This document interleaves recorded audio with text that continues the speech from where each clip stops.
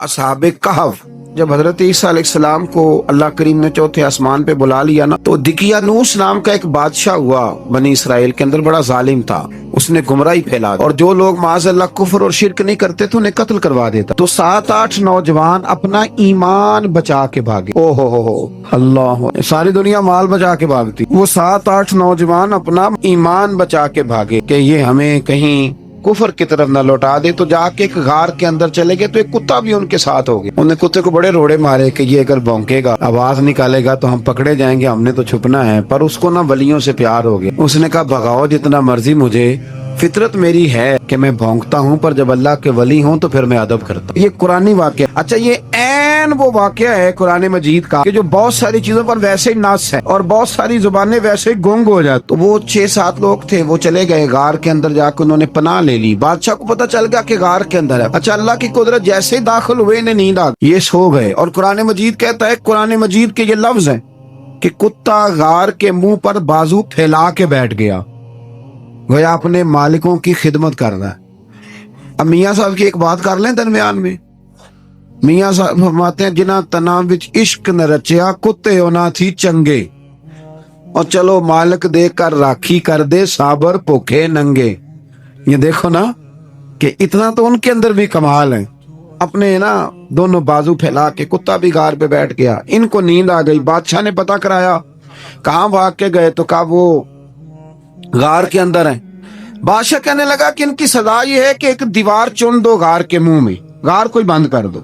जिस बंदे की ड्यूटी लगाई ना गार चुनने की, बंदा बड़ा नेक था, इसको दीवार बनाने का जिम्मा दिया। उसने ना दीवार भी बनाई और एक तख्ती पे ना सबके नाम लिखे, और वो तख्ती एक संदूक में रख के वहां बंद कर दी। और उसी तरह की एक तख्ती, उसके नीचे लिखा कि एक तख्ती इनके नामों की ना मैं माले खजाना में भी बंद कर रहा हूं।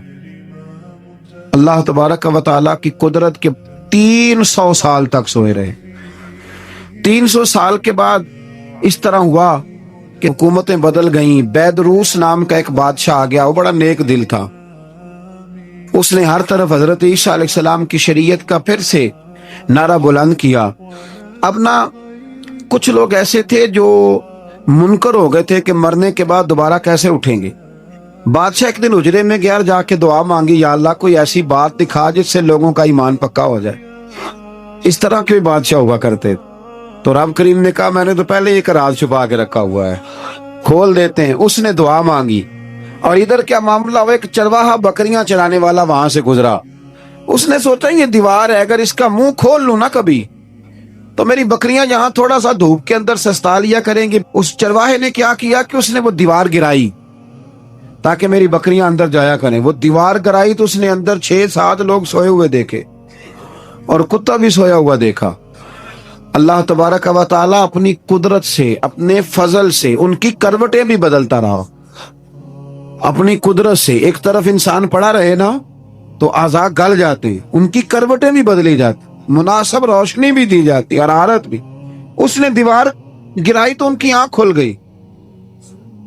एक दूसरे से कहने लगे, आज तो बड़ी गहरी नींद सोए हैं यार, आज तो लंबी नींद पूरी कर ली, चलो भूख बड़ी लगी है, एक दोस्त को भेजो। ये सारा वाकया कुरान मजीद में मौजूद है, मैं अपने लफ्जों में बयान कर रहा हूँ। जाओ एक दोस्त को भेजो, बाजार से ना खाना ले आए। पैसे वही 300 साल पुरानी करेंसी। वो जब नान भाई की दुकान पे गया ना सामान लेने, उसको पैसे दिए, तो नान भाई ने हाथ पकड़ लिया, कहने लगा, मियाँ तू किधर से आया, ये कौन से पैसे? उसने कहा, पैसे काहे के, मैं भी सोच रहा हूँ कि हालात बदले बदले हैं, सारे हजरत ईसा का कलमा पढ़ रहे हैं, माहौल और है। उसने कहा, तेरे हाथ कोई खजाना लग गया है। ये तो हम नाम सुनते थे कि यहाँ को दिकियानूस नाम का बादशाह है, कोई खजाना, बता कहाँ से लिए। शोर हुआ, हाकिम शहर तक खबर पहुंची, बादशाह तक पहुंची। उसने बताया कि भाई हम तो दिकियानूस के डर से भागे हैं, कल भागे हैं या आज सवेरे, इतना ज्यादा हमें पता नहीं, कल या आज सवेरे बस ना। इतना सा हमें याद है कि हम गए थे, बहरहाल लोग जमा हो गए, इकट्ठे हो गए, गार तक पहुंचे। अब जो गार के अंदर थे वो पता कहते कहते लगता है हमारा दोस्त पकड़ा गया है। तो पकड़ा गया है तो अब बंदे जमा हो, वो अंदर डर रहे थे, तस्बीह कर रहे थे, अल्लाह को याद कर रहे थे। इधर ये पहुंच गया जब उन लोगों ने ये जीता जागता रब के फजल का नमूना देखा। اور بادشاہ نے کہا کہ یہ کیا ہے؟ صندوق کھولا تو اس کے اندر وہ تختی لکھی تھی کہ یہ ان کے نام ہے، یہ دقیانوس سے ڈر کے بھاگے ہوئے ہیں، یہاں یہ سو رہے ہیں، اور اسی کی ایک تختی میں نے فلان جگہ بھی دفن کیا، وہ تختی بھی وہاں سے نکل آئی۔ اب سب لوگوں کی آنکھوں میں آنسو آئے اور سب کہنے لگے لا الہ الا اللہ، لا الہ الا اللہ، لا الہ الا، سب کہنے لگے ان اللہ علی کل شیء قدیر۔ جب ان کی بات پوری ہو گئی، لوگوں کے ایمان پختہ ہو گئے، تو اصحاب کہف کہنے لگے کہ ہمیں اب اجازت ہے، ہم پھر دوبارہ غار میں جاتے ہیں۔ وہ غار میں گئے تو رب نے پھر انہیں موت عطا فرمائی، نیند عطا فرمائی، تحفہ دیا۔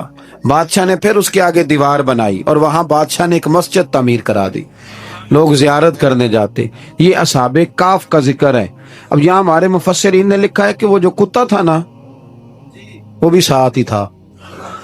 اللہ قیامت والے دن اسے انسانی، یا تو انسانی شکل ملے گی، یا جیسے رب کا فضل ہوگا رب کریم اسے بھی جنت عطا فرمائے۔